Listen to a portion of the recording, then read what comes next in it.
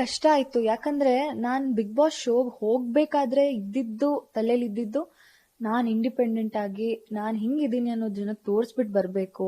ಆ ಕೈ ಹಿಡಿದ್ರೆ ನೋಡೋಣ ಜೊತೆಲಿ ಅಂದ್ರೆ ಕೊನೆವರೆಗೂ ಇರ್ಬೋದು ಅನ್ನೋದಿತ್ತು.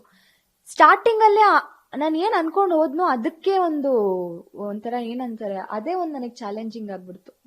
ಆ ಇಂಡಿಪೆಂಡೆಂಟ್ ಆಗಿರ್ಬೇಕು ಹೋಗ್ಬೇಕು ಅನ್ಕೊಂಡಿದ್ದೆ, ನೀನ್ ಡಿಪೆಂಡೆಂಟ್ ಈ ತರ ಹೇಳಿದಾಗ I couldn't take it. But ನಾನು ಇನಿಷಿಯಲ್ ಅಲ್ಲಿ ಯಾವತ್ತೂ ಡಿಸ್ಟರ್ಬ್ ಆಗಿ ಕುಗ್ಗಿ ಕೂತವಳಲ್ಲ.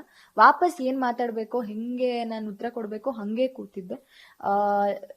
ಯಾಕಂದ್ರೆ ನನಗೆ ಹೋಗ್ತಾ ಹೋಗ್ತಾ ಅರ್ಥ ಆಗಿದ್ದು ಅದವ್ರ ಸ್ಟ್ರಾಟಜಿ. ಓಕೆ, ಸ್ಟ್ರಾಟಜಿ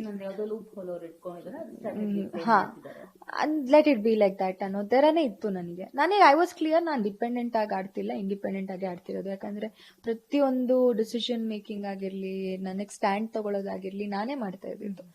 ಯಾರೋ ಬೇರೆಯವ್ರು ಬಂದು ನನಗೆ ಮಾತಾಡಿದ್ದಾಗ್ಲಿ, ಇವಾಗ ಗಿಲ್ಲಿನೇ ನನ್ನ ಹತ್ರ ಸಪೋರ್ಟಿವ್ ಆಗಿ ಈಗ ನನಗೆ ಯಾರು ಅನ್ನೋದು ಅಂದಾಗ ನಾನೇ ಮಾತಾಡಿದ್ದೀನಿ. ಇನ್ಫ್ಯಾಕ್ಟ್ ಗಿಲ್ಲಿ ಹೋಗಿ ಆ ತರ ಮಾತಾಡಿದ್ದ ಆ ತರ ಆಗಿರ್ಲಿಲ್ಲ. ಒಂದು ಫ್ರೆಂಡ್ಶಿಪ್ ವೇನಲ್ಲಿ ಅವ್ನು ಏನ್ ಮಾತಾಡ್ಬೇಕು ಹಂಗ್ ಮಾತಾಡ್ತಿದ್ದ ಬಿಟ್ರೆ, ಏನೇ ಡಿಸಿಷನ್ ಮೇಕಿಂಗ್ ಮಾಡ್ಬೇಕಾದ್ರೂ ನನ್ನ ಡಿಸಿಷನ್ ನಂದೇ ಆಗಿತ್ತು.